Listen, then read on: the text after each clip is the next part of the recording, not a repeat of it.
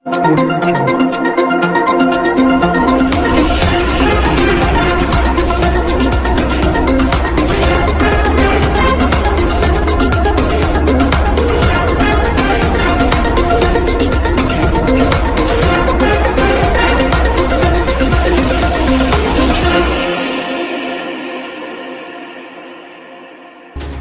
Bridge निकटरे कार्यरत थिबा थाना अधिकारी को जड़े बाइक आरोही निजर भूल सुधारिबा परिवर्ते तांकु असम्मान देखाई फेरार।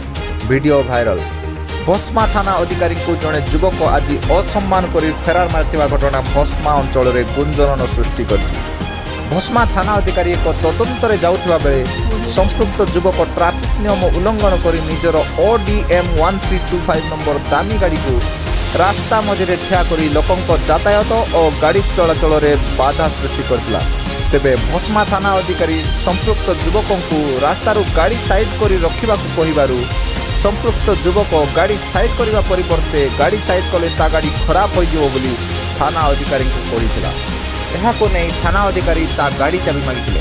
तेबे चाबी न देबारू थाना अधिकारी सही गाड़ी को थाना को नेवा पई तांको स्टाफ को कहबारू युवक गाड़ी धरी फेरार हेबा सह थाना अधिकारी को असम्मान करथिला। एही कथार वीडियो केही जणे उत्तोलन करथिला। संपृक्त अमानिया युवक सेही वीडियो को संग्रह करी ताकू विभिन्न सोशल मीडिया रे वायरल करथिबा कथा जणा पड़छि। तेबे कार्यरत जणे पुलिस अधिकारी को कथा न सुनिबा एवं तांको कथा खातिर न करी फेरार होइबा घटना एक निंदाजनक कथा बोली साधारण रे चर्चा होछि। ए नै आमे थाना अधिकारी को प्रतिक्रिया नैथिलु। तेबे से संपृक्त युवक को गाड़ी साइड करने को कहबारू से गाड़ी साइड न करी उल्टा जुक्ति करिथिला बोली से कहिसंती। संपृक्त युवकर बयस बहुत कम होइतिबारू पिला भाबी थाना अधिकारी ता उपरे किछि कार्यानुष्ठान नै नथिबा कथा जणा पड़छि। तेबे बिना कारण रे भस्मा थाना अधिकारींकर एही कथाबार्ता को अलग रूप दे किछि सोशल मीडिया एहाको वायरल करथिबारू एहा उपरे विधिवत कार्यानुष्ठान नेबा नै साधारण रे दाबी होइछि। तेबे संपृक्त युवक हेला धनंजय नायक और ताकर भस्मा थाना अंतर्गत रेमंडा।